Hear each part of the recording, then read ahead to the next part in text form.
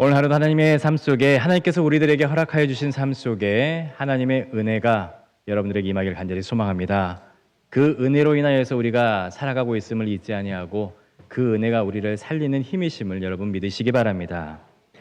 오랜 시간 동안에 하나님의 은혜 가운데 걸어온 우리가 지난 시간 속에서 하나님의 선하신 손길을 수없이 경험을 하면서 살아왔습니다.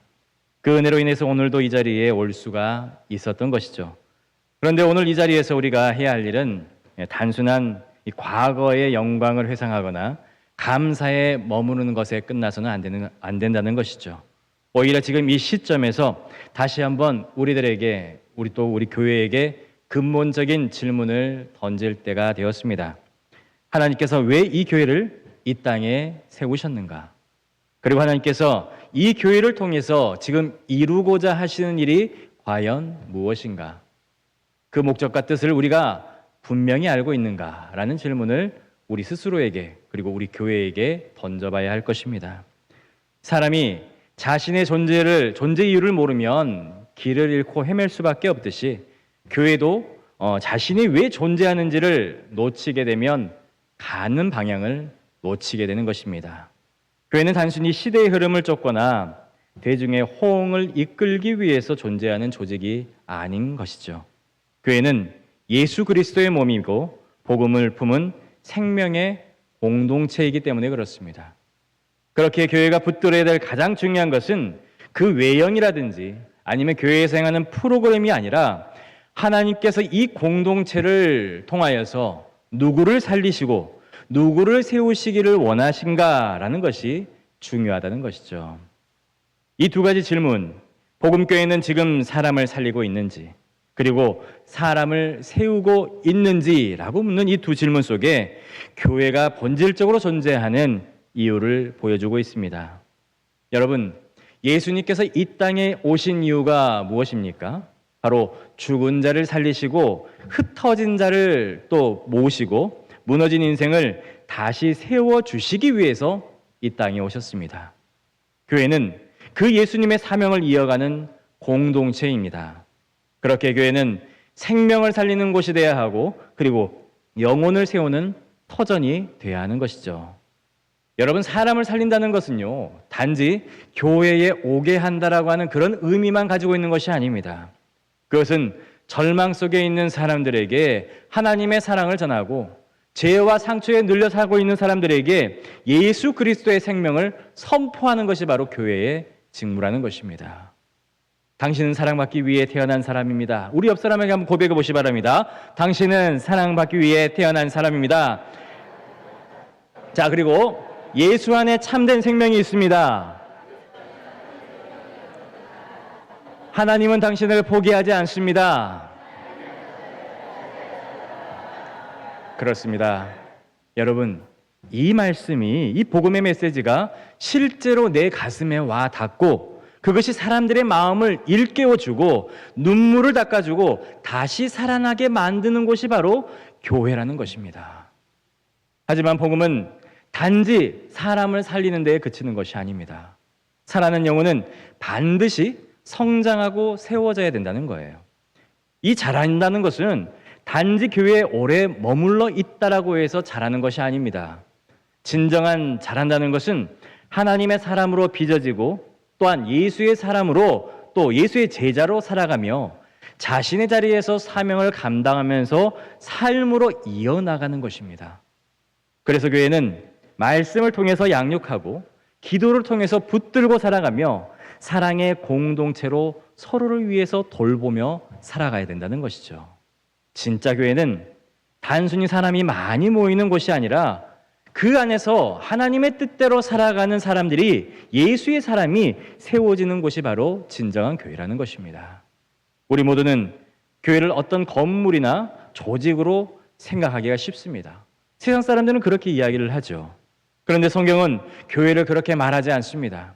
교회는 그리스도의 몸이며 하나님께서 선택하신 백성들의 모임이라는 거예요. 하나님은 교회를 통해서 사람을 만지시고 아픈 사람을 치유를 경험하게 되고 넘어진 사람은 다시 일어섬을 받게 되고 방황하던 사람들은 인생의 방향을 찾게 되는 것입니다. 그리고 결국 살아난 사람들은 하나님의 사람으로 자라나게 되는 것이죠. 이것이 바로 교회의 정체성이고 하나님께서 교회를 통해서 이루시고자 하는 일이라는 것입니다.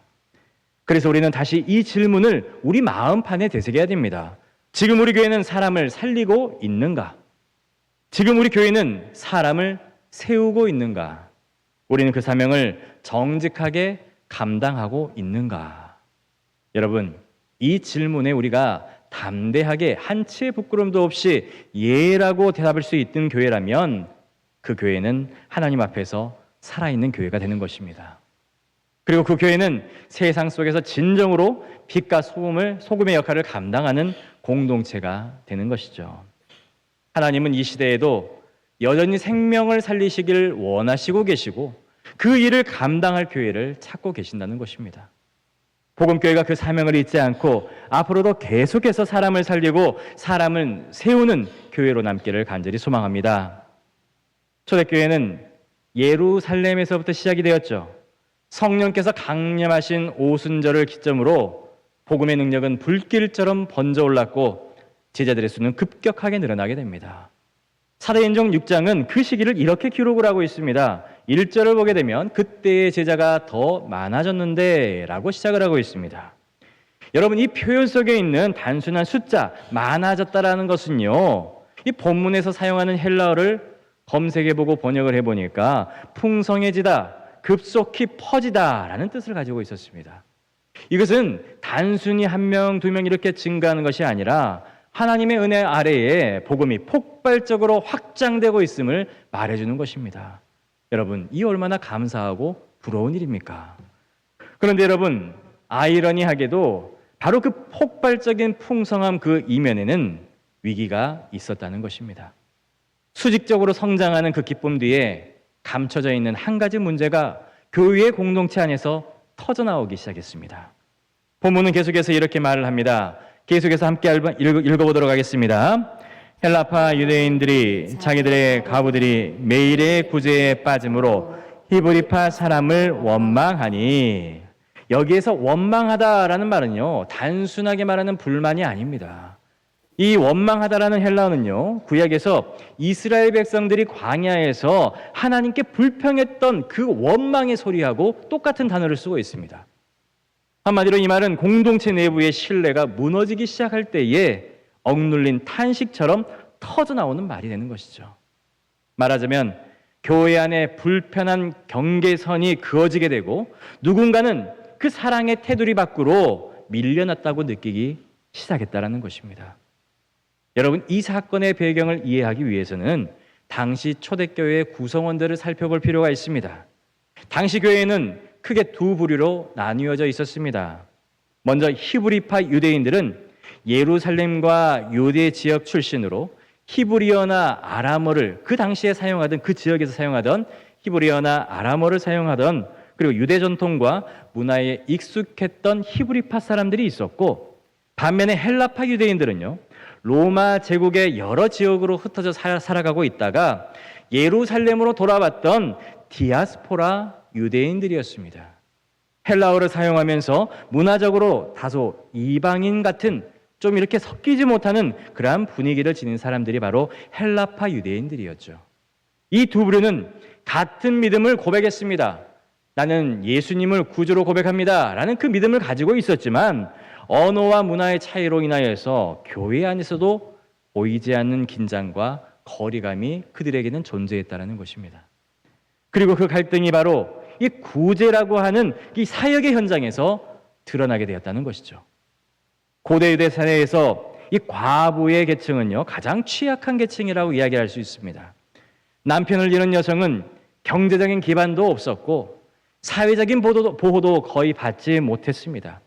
그런 사람들을 돌보는 것이 이 공동체, 초대교회 공동체가 감당해야 될 중요한 사명으로 자리 잡고 있었던 것이죠. 초대교회는 이러한 구제 사역을 단순하게 자선 사업으로 생각하는 것이 아니라 하나님 나라의 실제적인 표현으로 생각을 했습니다. 그래서 말씀과 기도와 더불어서 구제라는 것은 교회의 정체성을 드러내는, 이 초대교회가 어떠한 곳이다라고 알려주는, 이야기해주는 그러한 행위라고 말할 수가 있는 것이죠. 그런데 그 중요한 사역 안에서 이제 헬라파 과부들이 소외가 되었던 것입니다. 그들에게 이 일은 단지 물질이 부족해서가 아니었습니다. 그것은 공동체로부터, 초대교회 한 공동체의 일원에서부터 배제되었다는 느낌을 받게 되었고, 사랑에서 소외가 되었고, 하나님의 은혜로부터 자신들이 밀려나고 있다라고 하는 그러한 아픔까지도 그들이 토로했던 것이죠. 여러분, 그런데 한번 잘 생각해 보십시오. 말씀에 보면은요, 우리는 다시 질문을 하게 되는데, 왜 성령이 충만하고 서로 물건을 나누고 사랑이 넘쳐났다라고 하는 이 초대교회에서 이런 일이 일어날 수가 있었을까? 여러분, 이해가 되십니까? 너무나도 많은 것들을 서로가 포용하고 모든 것들을 함께 쓰기 위해서 모든 전 재산을 바쳐서 하나님 한 분만으로, 예수님 한 분만으로 똘똘 뭉친 이 초대교회가 어떻게 이러한 일이 일어날 수가 있었을까? 그 이유는 단순합니다. 바로 사람보다 구조를 먼저 보기 시작했다는 것입니다. 사람을 보고 일을 해야 되는데 구조를 보고 생각하고 일을 했다는 것이죠. 이 구제라는 것은 그 자체로는 중요한 일이지만, 교회는 그 일을 누가 감당해야 하는지, 어디서부터 어떻게 나눠야 되는지, 그리고 누구를 도와줘야 되는지에 대한 절차에만 몰두하다 보니까 정작 중요한 그 안에 있는 사람을 놓치기 시작했다는 것입니다. 아마 사도들과 리더들은 너무 바빴을 것입니다. 말씀을 전하고 기도하고 수많은 사람들을 섬기다 보니까 가장 연약한 사람들에게 집중할 수 있는 그러한 여유를 잃어버렸을지도 모릅니다. 그 결과 구제는 해야 하는 일, 꼭 해야 하는 일이 되었지만은 누가 소외되고 있는지를 바라보는 그 시선, 그 사람을 향한 하나님의 마음은 점점 흐려졌던 것이죠.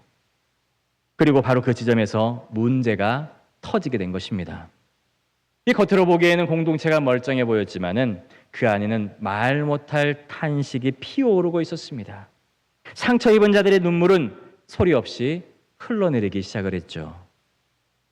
여러분, 오늘 본문은 초대교회가 사람을 살리고 세우는 교회로 나아가기 전에 그 정체성을 거의 놓쳐버릴 뻔했던 위기의 순간을 보여주고 있습니다. 당시 교회는 놀라울 만큼 빠르게 성장을 했다고 했습니다. 오순절 성령 강림 이후에 수천 명이 회개를 하게 되었고 세례를 받았고 날마다 제자의 수가 더해졌다라고 성경은 기록하고 있습니다. 겉으로 보기에는 모든 것들이 부응하고 순조로워 보였습니다. 그런데 그 급속한 성장 뒤편에는 서서히 공동체의 균열이 생기기 시작했다는 것이죠. 사랑하는 여러분, 진짜 교회라는 것은요, 때로는 작은 불평 속에서도 하나님의 음성을 들을 수가 있어야 됩니다. 사람의 말처럼 들리지만 그 속에는 하나님의 경고와 그리고 부르심이 담겨 있을 수 있다는 것입니다. 그리고 바로 초대교회는 이 위기의 순간에 하나님의 음성을 듣고 즉각적인 반응을 보이게 됩니다. 그 결과 교회는 오히려 이전보다 더욱더 건강해지고 균형 잡힌 공동체로 나아갈 수가 있었던 것이죠. 여러분, 오늘 말씀을 보게 되면 사람을 살리고 세우는 교회의 영적 원리가 나타나게 됩니다. 첫 번째로는요, 한계를 인정하라라는 말씀입니다. 이 초대교회가 이 위기를 기회로 전환시킬 수 있었던 이유는 사도들이 자신들이 가지고 있던 한계를 스스로 인정했기 때문에 가능했던 것입니다. 2절을 보게 되면 이렇게 기록되어 있습니다. 함께 읽어보겠습니다. 12사도가 모든 제를 불러 이르되 우리가 하나님의 말씀을 제쳐놓고 접대를 일삼는 것이 마땅하지 아니하니. 여기에서 12사도가 접대를 했다라고 이야기를 하죠. 이 접대라는 말은요, 단순한 식사를 할 때의 서빙을 이야기하는 것이 아니라 공동체의 실제적인 필요를 돌보는 귀한 섬김의 사역이 바로 이 접대라는 것이었습니다. 그런데 사도들이 이 섬김을 자신들이 계속 담당하는 것이 마땅하지 않다, 옳지 않다라고 고백을 했다는 것이죠. 여러분, 하다가 많은 것, 어찌 보면 무책임하다라고 이야기를 할 수가 있지만은, 그런데 이것은 무책임한 선언이 아니었습니다. 오히려 진정한 리더십의 태도를 보여주었던 것입니다. 그들은 지금 내가 못하겠다라고 말하는 것이 아니라 내가 다 할 수 없다라고 고백을 하는 거예요. 또한 말씀을 제쳐놓고라고 이야기하는 표현은 내버려두다, 등한시하다라는 의미를 갖고 있는데, 사도들은 지금 자신들의 본래 사명이었던 기도와 말씀 사역에 있다는 것을 분명히 인식을 하고 다른 중요한 사역들을 위임할 수 있는 용기를 성도들 앞에서 보였다는 것이죠. 그들의 결정은 단순히 일을 나누는 행정 조치가 아니었습니다. 3절을 보게 되면 사도들이 이렇게 제안을 하게 됩니다. 함께 읽습니다. 형제들아, 너희 가운데에서 성령과 지혜가 충만하여 칭찬받는 사람 7을 택하라. 우리가 이 일을 그들에게 맡기고. 아멘. 이 말씀을 통해서 우리는 진짜 교회다움의 중요한 원리를 배우게 됩니다. 사람을 살리고 세우는 교회는 단지 사역자가 많은 교회가 아니라는 것이죠. 은사를 따라서 역할을 나누는 교회, 그리고 서로의 자리를 존중해 줄 줄 알고 함께 교회를 세워나가는 공동체가 바로 사람을 살리고 세우는 공동체, 교회라는 것입니다. 여러분, 어떤 이는 기도와 말씀으로 세우고, 어떤 사람은 섬김과 돌봄으로 헌신을 하고, 또 어떤 사람은 행정과 조직을 돌보면서 교회를 아름답게 세워나가는 것입니다. 사도들은 그 중요한 순간에 자기들이 모든 일들을 다 하려고 하지 않았습니다. 자신들의 한계를 스스로가 인정을 하고 더불어 함께 일할 일꾼들을 세웠다는 것이죠. 그리고 바로 그때 공동체가 다시 살아나기 시작했다는 것입니다. 여러분, 또한 사람을 살리고 사람을 세우는 영적 원리 두 번째는요, 예수의 사람을 세우는 것입니다. 여러분, 교회라는 것은 위기 앞에서 진짜 모습을 드러내게 됩니다. 겉으로 보기에는 평안해 보여도 공동체도 그 위기를 만나게 되면은 그 안에 숨겨진 본질이 드러날 수밖에 없습니다. 그런데 놀랍게도 초대교회는 위기를 만났음에도 불구하고 무너지지 않았습니다.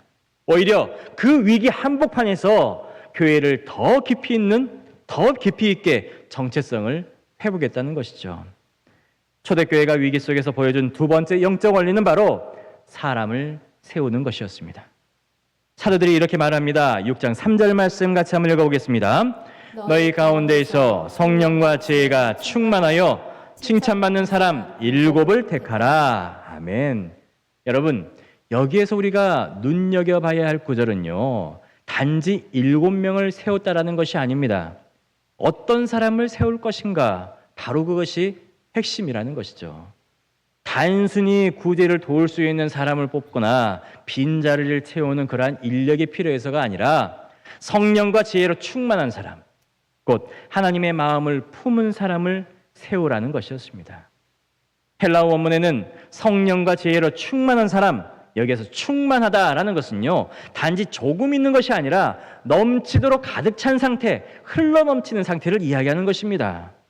여러분, 성령 충만이라는 것이요, 단지 감정적인 열정이나 외적인 종교 행위를 의미하는 것이 아닙니다. 그것은 하나님의 뜻을 전적으로 따르려고 하는 순전한 마음, 하나님의 사랑과 음성에 민감하게 반응하려는 감각이 필요하다는 거예요. 지혜의 충만도 마찬가지입니다. 단순하게 지식이나 이론이 아니라 공동체 안에서 사람을 바라보고 필요를 살피면서 조화롭게 섬길 줄 아는 실천적인 분별력을 이야기하는 것입니다. 하나님은 사람을 통해서 교회를 세워나가는 것입니다. 그래서 하나님께서 찾으시는 사람은 말을 잘한다든지 조직 능력이 뛰어난 사람이 아니라 성령의 인도하심에 따르고 지혜로 공동체를 섬길 줄 아는 사람을 하나님께서는 찾으신다는 것입니다. 그리고 중요한 점은 이러한 사람을 공동체가, 하나님도 세우시지만 공동체가 함께 세워나가는 것입니다. 본문 5절의 말씀 함께 읽어보도록 하겠습니다. 온 무리가 이 말을 기뻐하며 믿음과 성령에 충만한 사람 스데반과 또 빌립과 프로고로와 니가노르와 디몬과 바메나와 유대교에 입교했던 안디옥 사람 니골라를 택하여. 아멘. 사도들이 일방적으로 사람들을 네가 해라라고 지명한 것이 아니라 공동체 전체 인원들이 한 마음으로 동의하고 기뻐하고 사람을 세우는 데에 참여했다라는 것입니다.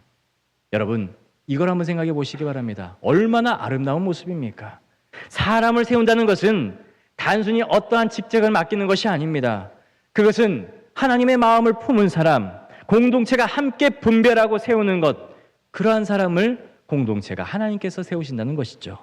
그 사람이 세워질 때에 온 공동체가 함께 기뻐한다라고 이야기를 하고 있습니다. 왜냐하면 교회는 일할 사람을 뽑는 것이 아니라 함께 감당할 사람을 세우는 곳이기 때문에 그렇습니다.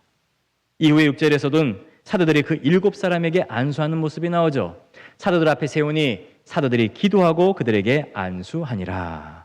여러분, 여기에 나오는 안수라는 것은요, 단순한 의식을 말하는 것이 아닙니다. 안수식을 이야기하는 것이 아니에요. 안수는 하나님 앞에서 한 사람을 위임하는 행위입니다. 이 사역이 사람의 선택이 아니라 하나님의 주권 아래에서 이루어졌다라고 하는 고백이 되는 것이죠.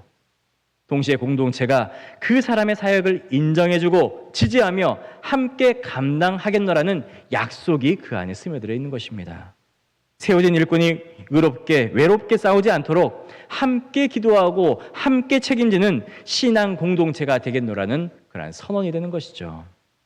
이것은 단순히 초대교회가 집사 7명을 세운 사건으로 끝나는 것이 아닙니다. 이 장면은 하나님께서 위기 속에 있는 이 초대교회를 어떻게 다시 세워주셨는지를 보여주는 본보기가 되는 것입니다.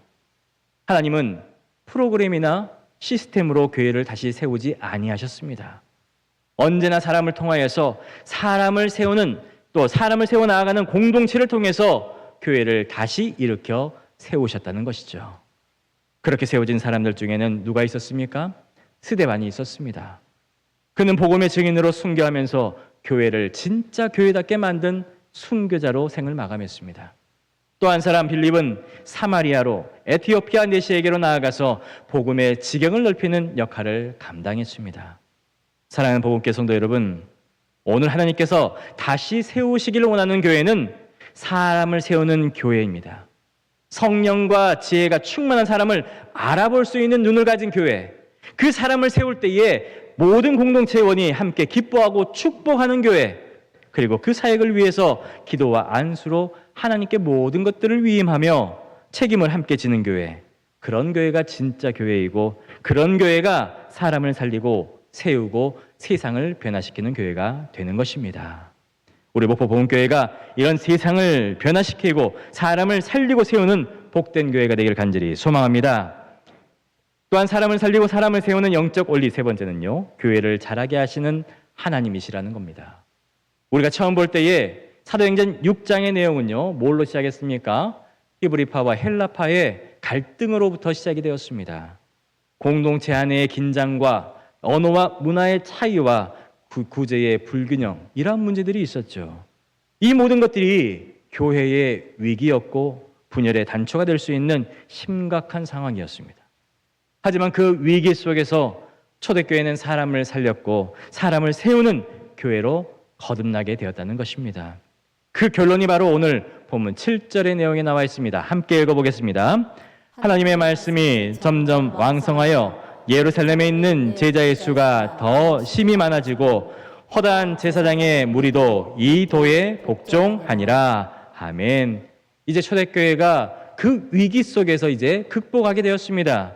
그리고 그 위기 속에서 진정한 교회의 정체성을 회복했을 때에 하나님께서는 그 교회 안에 놀라운 생명력과 부흥의 열매를 허락해 주셨습니다.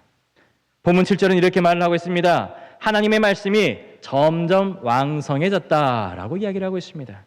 이 표현은요, 단순히 많아졌다, 증가했다라는 수준을 넘어서 생명체가 유기적으로 자라나는 것을 묘사할 때에 쓰는 말입니다. 마치 씨앗을 뿌리고 그리고 그 뿌리가 씨앗이 뿌리를 내리고 줄기가 자라고 꽃이 피고 열매를 맺는 것처럼 하나님의 말씀이 공동체 안에서 생명력을 가지고 퍼져 나아갔다는 것입니다. 여러분, 이것은 단순히 교회 안에 설교를 들을 수 있는 횟수가 많이 늘어난 것을 이야기하는 것이 아닙니다. 또한 성경 공부를 할 수 있는 기회가 많이 늘어났다는 것이 아닙니다. 그 말씀이 한마디를 듣는다 할지라도 사람들 앞에 뿌리를 내리고 그 말씀으로 인해 그들의 삶이 변하고 가정이 변하고 그리고 세상 속에서 복음이 살아 움직이기 시작했다는 것이죠. 살아난 사람이 다시 다른 사람을 살리게 되고 세워진 사람이 또 다른 사람을 세워지게 되는 복음의 순환이 시작되었다는 것입니다. 이것이야말로 교회가 살아있다라고 하는 가장 분명한 증거가 되는 것입니다. 말씀이 자라고 사람이 변하고 공동체가 확장되는 은혜의 흐름, 바로 이것이 하나님께서 교회를 자라시게 하는 방법이라는 것입니다. 여러분, 본문은 한 걸음 더 나아가서 이렇게 기록을 하고 있습니다. 허다한 제사장의 무리도 이 도에 복종하니라. 누가 했다고요? 제사장들이. 여기서 사용된 복종한다는 표현은요, 단순히 믿었다라는 것으로 끝나는 것이 아니라 전적으로 모든 삶 속에서 하나님께 순복하는 삶을 살았다라고 이야기를 할 수가 있습니다. 이 표현은 자신이 예전에 갖고 있던 사고방식과 가치관과 그리고 기존에 가지고 있던 신념과 그가 고수했던 전통까지도 모든 것들을 하나님 앞에 내려놓고 믿음으로써 새 삶을 받아들였다라는 뜻을 가지고 있습니다. 그런데 이 놀라운 순종, 누구에서 나왔다고요? 제사장들에게서. 여러분, 제사장들이 누구입니까? 당시 유대 종교의 그 체계의 중심에 선 사람들이었고 예수님의 말씀에 가장 강력하게 반대하는 사람들이 바로 제사장들이었습니다. 하지만 이제 그들마저도 복음 앞에 무릎을 꿇었다는 것입니다. 그토록 견고했던 종교적인 장벽이 무너지게 되었고 그토록 멀리 있었던 사람들이 교회 공동체 안으로 들어오기 시작했다는 것이죠. 여러분, 이것이 어떻게 가능한 일이 되었을까요? 그것은 교회가 하나님의 말씀에 순종하였고 사람을 살리고 세우는 본질을 회복했기 때문에 가능했던 것입니다.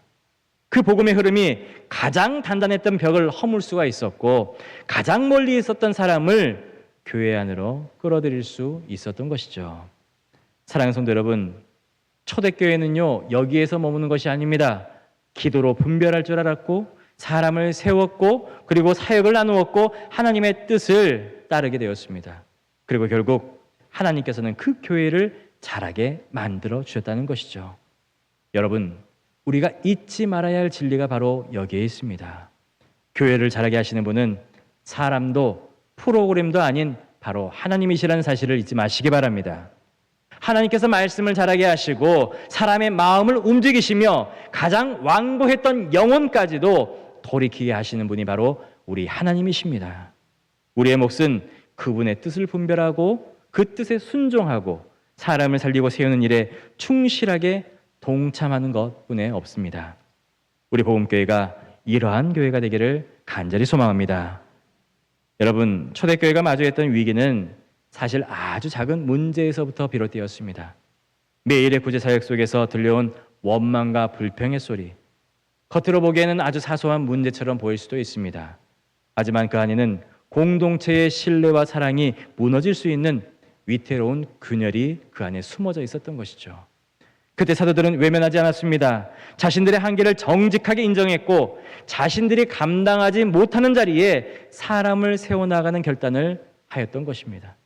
그리고 그 결단 위에 하나님께서 일하셨다는 것이죠. 말씀이 자라났고 믿음의 순종이 일어났으며 교회는 더욱더 넓은 지경으로 뻗어나갈 수가 있었다는 것입니다. 이 모든 변화의 중심에는 사람을 살리고 세우는 하나님의 손길이 있었다는 것입니다.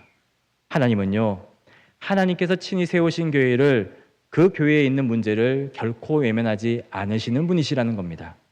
오히려 그 문제의 한가운데 속에서 교회가 다시 교회다움을 회복할 수 있도록 그 길을 열어주시고 그리고 인도해 주시는 분이 우리 아바 아버지 하나님이심을 여러분 잊지 마시기 바랍니다.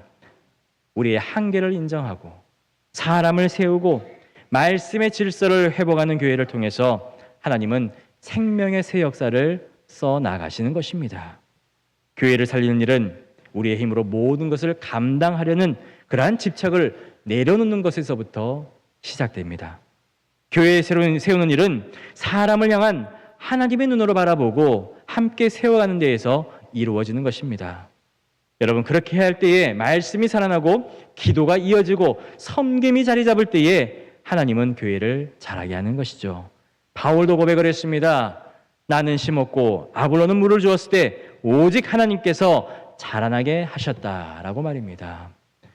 여러분, 사람이 하는 일에는요 언제나 한계가 있을 수밖에 없습니다. 하지만 하나님께서 잘하시게 하시는 교회는 그 누구도 막을 수가 없는 것입니다. 그 잘함은요, 인간의 수치로는 도저히 측량할 수가 없는 것입니다. 그 잘함은 바로 생명력이기 때문에 어디까지 잘할지 모르는 것이죠. 관계 안에 스며들고 가정을 회복시켜 주시고 이웃을 품으며 복음이라는 것은 더욱더 멀리 퍼지게 만드는 조용하지만 강력한 힘이 바로 여기에 있는 것입니다. 사랑하는 성도 여러분, 우리의 목포 복음교회가 그런 교회가 되기를 간절히 소망합니다. 하나님 말씀 안에서 자라나는 교회가 되기를 간절히 소망합니다. 성령과 지혜 안에서 서로를 세워주는 교회가 되기를 간절히 소망합니다. 하나님의 나라를 이 지역 가운데 확장하게 하는 살아있는 교회, 성숙한 교회, 사람을 품는 교회로 늘 하나님 앞에 바로 설 수 있는 우리 복된 교회가 되기를 간절히 소망합니다. 하나님의 마음으로 세상을 품는 교회가 우리 교회의 표어입니다. 하나님의 마음으로 우리가 이 지역을 품고 사람들을 품고 세워나가는 그 모든 여정 위에 하나님께서 오늘도 우리와 함께 일하시기를 바라신다는 것입니다. 그 일에 동참할 수 있는 저와 여러분들의 복된 삶이 되길 간절히 소망합니다. 기도하겠습니다. 사랑하신 하나님 아버지, 감사합니다. 오늘 말씀을 통해 교회의 본질이 무엇인지, 그리고 우리가 붙들어야 할 사명이 무엇인지를 다시금 깨닫게 하시니 감사합니다. 주님, 초대교회가 그랬던 것처럼 우리 복음교회도 사람을 살리고 세우는 공동체가 되게 하여 주옵소서. 말씀과 기도 안에서 하나님과 더욱 가까워지게 하시고 성령과 지혜가 충만한 일꾼들이 세워져서 서로의 자리에서 충성하게 하여 주옵소서. 주님, 우리의 한계를 인정하게 하시고 모든 사역을 주님의 뜻 안에서 나누며 협력하게 하여 주옵소서. 사람의 힘과 계획이 아니라 오직 하나님께서 주시는 은혜와 능력으로 교회가 자라나게 하여 주시옵소서. 연약한 자들이 위로받고 상한 심령들이 치유되며 방황하는 영혼들이 생명을 얻는 복된 교회 되게 하여 주시고 세워진 자들이 또 다른 사람을 세우는 복음의 역사가 이어지게 하여 주옵소서. 주님, 오늘도 말씀의 씨앗이 우리 마음밭 깊은 곳에 심기어서 우리의 가정과 일터와 그리고 이 지역 사회 가운데에 열매 맺게 하여 주시며 우리가 빛과 소금의 사명을 충성스럽게 감당하게 하여 주옵소서. 모든 영광과 찬송을 주께 올려드리며 우리를 위해 교회를 세우시고 끝까지 붙드시는 예수님의 이름으로 간절히 기도합나이다. 아멘.